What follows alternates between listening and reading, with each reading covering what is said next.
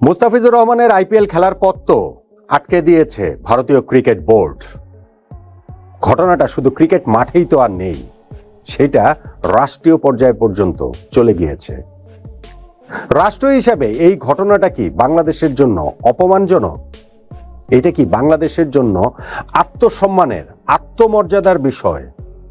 যদি উপলব্ধি তেমনটাই হয়, তাহলে বাংলাদেশের পক্ষ থেকে, বাংলাদেশ ক্রিকেট বোর্ডের পক্ষ থেকে, বাংলাদেশ সরকারের পক্ষ থেকে এই মুহূর্তে এক্ষুনি ডিমান্ড করা উচিত টি-20 বিশ্বকাপে বাংলাদেশের ম্যাচগুলো যেন ভারতে না হয়।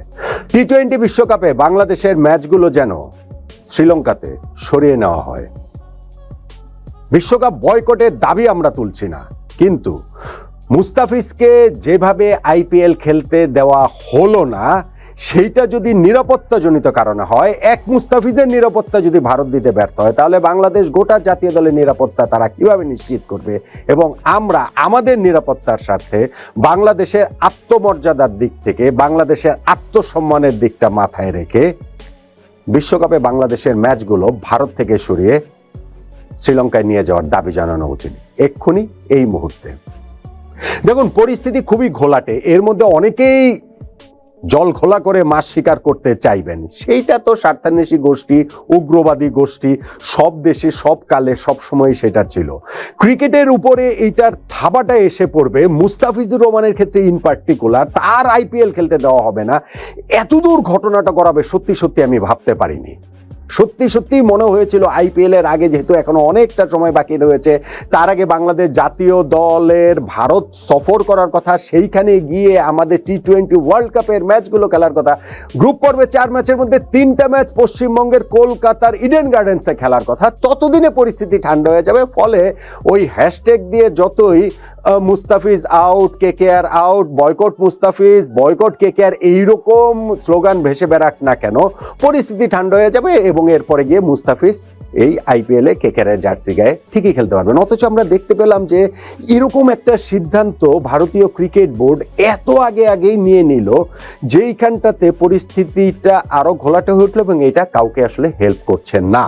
প্রশ্নের যে জায়গা, মুস্তাফিজকে কি কারণে কলকাতা নাইট রাইডার্স থেকে বাদ দেওয়ার নির্দেশনা ভারতীয় ক্রিকেট বোর্ড দিল?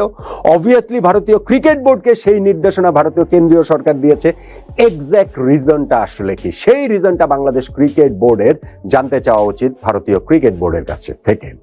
যদি রিজনটা হয় নিরাপত্তা, হ্যাঁ, সেটা আন্ডারস্ট্যান্ডেবল, যে দুই দেশের মধ্যকার যেই সাম্প্রতিক সময়ে একটা শীতল সম্পর্ক যাচ্ছে কিংবা তুমুল উত্তপ্ত একটা সম্পর্কের জায়গায় যাচ্ছে, মুস্তাফিজ যদি কলকাতা নাইট রাইডার্সের জার্সি গায়ে খেলতে নামেন, সেইখানটাতে কোড আনকোড মব সন্ত্রাস পর্যন্ত হয়ে যেতে পারে, মুস্তাফিজের উপরে আক্রমণ হতে পারে, গ্যালারি থেকে শুধু দোধনির মধ্যে সেটা সীমিত না থেকে শারীরিক আক্রমণের জায়গা পর্যন্ত চলে যেতে পারে। ফলে ভারতীয় ক্রিকেট বোর্ড এইখানটাতে কোনো ঝুঁকির জায়গা নিতে চায়নি, মুস্তাফিজকে তারা বাদ দিয়েই আইপিএল খেলছে। সো ওই রকমই যদি ঘটনা হয়, আমরা ধারণা করে নিচ্ছি ঘটনাটা এইরকম, বাংলাদেশ ক্রিকেট বোর্ড নিশ্চিতভাবেই এক্সপ্লেনেশনটা চাওয়া উচিত ভারতীয় ক্রিকেট বোর্ডের কাছে। ঘটনাটা যদি ওরকম হয়, তাহলে বাংলাদেশ দল যে ভারত সফরে যাবে, সেইখানটাতে আমাদের ক্রিকেটারদের নিরাপত্তা কে দেবে? আমাদের কোচিং স্টাফ, আমাদের কর্মকর্তাদের নিরাপত্তা কে দেবে? ইনফ্যাক্ট ওই ওয়ার্ল্ড কাপ কভার করতে যাওয়া আমাদের সাংবাদিক, আমাদের দর্শক যারা খেলা দেখতে যাবেন, তাদের নিরাপত্তাটা আসলে কে দেবে, কিভাবে দেবে, সেইটা কিভাবে নিশ্চিত হবে? সো সেই কারণে যদি নিরাপত্তাই আসলে ইস্যু হয়, তাহলে ভারত থেকে বাংলাদেশের ম্যাচগুলো শ্রীলঙ্কায় সরিয়ে নেওয়ার দাবি আইসিসির কাছে বাংলাদেশ ক্রিকেট বোর্ডের জানানো উচিত, এক্ষুনি জানানো উচিত, এই মুহূর্তে জানানো উচিত। যদি সেটা বাংলাদেশ ক্রিকেট বোর্ড জানাতে ব্যর্থ হয়, তাহলে বুঝতে হবে যে তাদের মেরুদণ্ড যথেষ্ট শক্ত নয়। যদি বাংলাদেশ ক্রিকেট বোর্ড ভারতীয় ক্রিকেট বোর্ডের কাছ থেকে এই এক্সপ্লেনেশন না জানতে চাইতে পারে মুস্তাফিজকে কেন তারা আইপিএল এ খেলতে দিচ্ছে না, তাহলেও বুঝতে হবে যে তাদের শির দ্বারা যথেষ্ট স্ট্রং না। মুস্তাফিজ এইখানে কেবলমাত্র একজন ব্যক্তি নয়, মুস্তাফিজ এইখানে পুরো বাংলাদেশের প্রতিনিধিত্বকারী এবং এইখানটাতে গোটা বাংলাদেশকেই তারা অপমান করেছে। এইখানটাতে কি বাংলাদেশের আত্মমর্যাদার প্রশ্নটা কি আসলে তুলে দিয়েছে কিনা, এই বিষয়গুলো নিয়েও আমাদের আসলে খুবই স্ট্রংলি ভাবতে হবে। খেলাধুলাকে রাজনীতি থেকে আসলে বাইরে রাখার একটা স্লোগান আমরা সবসময় তুলি, কিন্তু রাজনীতির বাইরে আসলে কোনো কিছু নেই। এন্ড অফ দ্য ডে যে খেলাধুলাও নাই এবং সেই রাজনৈতিক সিদ্ধান্তের প্রতিহিংসার বলি মুস্তাফিজকে এখানে হতে হলো। খুবই আনফরচুনেট মুস্তাফিজ যে শেষ পর্যন্ত গিয়ে তার একটা অনেক বড় লস হয়ে গেল। ক্যারিয়ারের এই উত্তুঙ্গ সময়ে তিনি নিজের বোলিং সামর্থ্যটা পুরোটা উজাড় করে দিতে পারতেন যে আইপিএলে, সেই সুযোগটা তিনি পাচ্ছেন না। এবং আর্থিক যে জায়গাটা সেটাও কম নয়, 12.5 কোটি টাকা মুস্তাফিজের পাওয়ার কথা ছিল। তার সঙ্গে তো আপনার আরও অনেক ওই যে টিম বোনাস টোনাস টিডি অনেক কিছু আরও রয়েছে। সবকিছু মিলিয়ে মুস্তাফিজের এই আর্থিক ক্ষতির পরিমাণটাও অনেক অনেক অনেক বেশি। আমার কাছে এইখানটা তো মনে হয় যে বাংলাদেশ ক্রিকেট বোর্ড একটা স্ট্যান্ড নিতে পারে। একটা জিনিস ভেসে বেড়াচ্ছে সোশ্যাল মিডিয়াতে যে এখন যিনি যুব ক্রীড়া মন্ত্রণালয়ের দায়িত্বে এসেছেন আসিফ নজরুল, তিনি অনেক আগে তার ফেসবুকে একটা স্ট্যাটাস দিয়েছিলেন যে মুস্তাফিজকে তার সামর্থ্য থাকলে 10 কোটি টাকা তিনি দিয়ে দিতেন, এবং সেইটা নিয়ে হাস্যরস হয়েছে বটে, ট্রল মিম হচ্ছে বটে। কিন্তু আমি মনে করি যে বাংলাদেশ ক্রিকেট বোর্ডের এইখানে মুস্তাফিজের পাশে স্ট্যান্ড করা উচিত, এবং মুস্তাফিজকে অবশ্যই অবশ্যই আমি মনে করি বাংলাদেশ ক্রিকেট বোর্ডের এইখানটাতে একটা অর্থ অঙ্কে দেওয়া উচিত। সেটা মোটা দাগে সম্ভব হলে পুরো টাকাটাই, সম্ভব হলে 12.5 কোটি টাকাটাই মুস্তাফিজকে দিয়ে দেওয়া উচিত। সেইটা শুধু টাকার ক্ষেত্রে না, এটা বোঝানোর ক্ষেত্রে যে আমরা মুস্তাফিজের পাশে আছি। মুস্তাফিজকে যে এইভাবে আইপিএল থেকে খেলা থেকে আসলে এক অর্থে বের করে দেওয়া হলো, সেইটা পুরো বাংলাদেশের জন্যই অপমান। আমি জানি দুই দেশের মধ্যকার আদর্শ পরিস্থিতি নাই, আমি জানি যে দুই দেশের পরিস্থিতি খুবই উত্তপ্ত। এই যে আমি বললাম যে মুস্তাফিজকে মব সন্ত্রাসের শিকার মুস্তাফিজ হতে পারেন, সেই জন্য হয়তো বা এরকম সিদ্ধান্ত নেওয়া হয়েছে। সো বাংলাদেশের ক্রিকেটারও তো ওইরকম কোনো কিছু শিকার হতে পারেন। পুরো বাংলাদেশটাই তো ওই মব সন্ত্রাসের একটা লীলাভূমি, চারণভূমি আসলে হয়ে উঠেছে, যেটার প্রমাণ প্রতিনিয়ত আমরা দেখতে পাচ্ছি গত এই বেশ কিছুদিন ধরে। ইনফ্যাক্ট আমি ক্রিকেটের ক্ষেত্রেও যদি আসি, আমাদের সর্বকালের সেরা ক্রিকেটার সাকিব আল হাসানকেও তো বাংলাদেশের মাটিতে আসতে দেওয়া হয়নি সেই কোড আনকোড মব সন্ত্রাসের ভয় দেখিয়েই, যাকে যুব ও ক্রীড়া মন্ত্রণালয়ের উপদেষ্টা আসিফ মাহমুদ এবং আইন মন্ত্রণালয়ের উপদেষ্টা আসিফ নজরুল, যিনি এখন আবার যুব ও ক্রীড়া মন্ত্রণালয়ের দায়িত্বে রয়েছেন, তারা গ্রিন সিগন্যাল দিয়েছিলেন বলে তিনি আমেরিকা থেকে বাংলাদেশের মাটিতে শেষ টেস্ট খেলার জন্য উড়ে এসেছিলেন। দুবাই পর্যন্ত আসার পর তাকে ওই গ্রিন সিগন্যালটা প্রত্যাহার করা হয়েছে, ফলে সাকিবকে আবার ফিরে যেতে হয়েছে। ফলে এই মব সন্ত্রাস নিয়ে কথা বলা আবার একদিক থেকে আমাদের সাজে না, এটা যেমন সত্যি কথা, ঠিক তেমনিভাবে যখন এইটা বাংলাদেশের একজন ক্রিকেটারের ক্ষেত্রে ঘটে, তখন ওই আত্মমর্যাদার জায়গাটা থেকে, আত্মসম্মানের জায়গাটা থেকে মুস্তাফিজের পাশে সবারই স্ট্যান্ড করা উচিত বলে আমার কাছে মনে হয়। দেখুন, আমাদের ওই যুব ক্রীড়া মন্ত্রণালয়ের সাবেক উপদেষ্টা আসিফ মাহমুদ, তিনি আবার কিছুক্ষণ আগে আমি দেখলাম ফেসবুকে একটি স্ট্যাটাস দিয়েছেন যে এই ভারতীয় যে দল, এই উগ্র রাষ্ট্র কোনো রকম কোনো আন্তর্জাতিক ইভেন্ট আয়োজনের যেন না করতে পারে, সেই জন্য বাংলাদেশ সরকার, বাংলাদেশ ক্রিকেট বোর্ড, অন্যান্য বোর্ডগুলোর সঙ্গে কথাবার্তা বলে এরকম একটা স্ট্যান্ড যেন নেয়। তার বোধহয় কোনো ধারণাই নেই যে ক্রিকেট ওয়ার্ল্ড কিভাবে পরিচালিত হয়, এবং তিনি নিজে একটা দীর্ঘ সময় দায়িত্বে ছিলেন। সেইখানটাতে এই পরিস্থিতি স্বাভাবিক করার ক্ষেত্রে কতটুকু ভূমিকা রেখেছেন তা নিয়েও আপনি প্রশ্ন অবশ্যই অবশ্যই তুলতে পারেন, সেই তোলাটা যৌক্তিক বলে আমার কাছে মনে হয়। কিন্তু বাংলাদেশ ক্রিকেট যে আবার ধরেন, আমি এই মুহূর্তে বলছি না কিন্তু যে বাংলাদেশের ওয়ার্ল্ড কাপ বয়কট করতে হবে, আমরা ওয়ার্ল্ড কাপ খেলবোই না, আমি সেটা বলছি না, কিন্তু আমরা দাবির জায়গায় জানাতে পারি, আমাদের আত্মসম্মানের ওই আত্মসম্মান বোধের জায়গাটা থেকে দাবির জায়গায় জানাতে পারি যে বাংলাদেশের ম্যাচগুলো ভারত থেকে যেন সরিয়ে সেটা শ্রীলঙ্কায় নিয়ে যাওয়া হয়।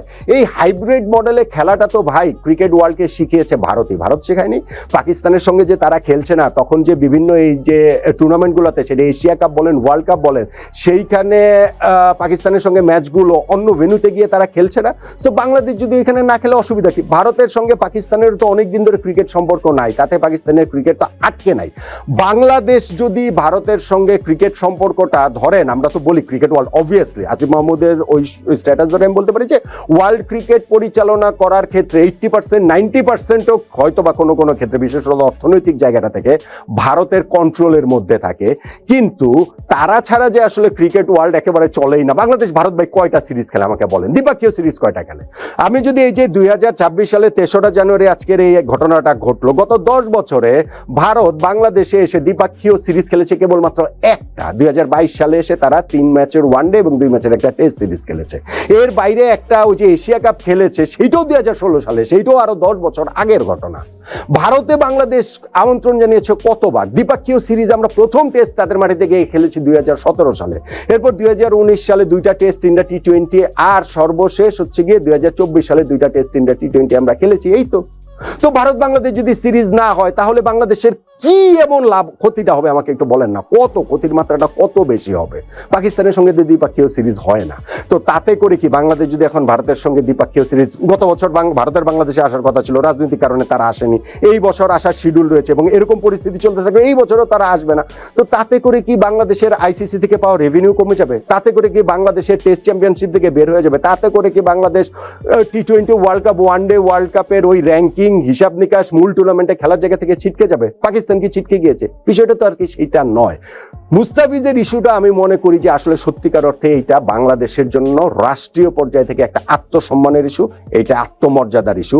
এখানে উস্কানোর অনেক লোক থাকবে, আমি সেই উস্কানির ফাঁদে কেউ যেন পা না দেন সেই দাবি সবার কাছে জানাচ্ছি, সেই অনুরোধটাও সবার কাছে জানাচ্ছি।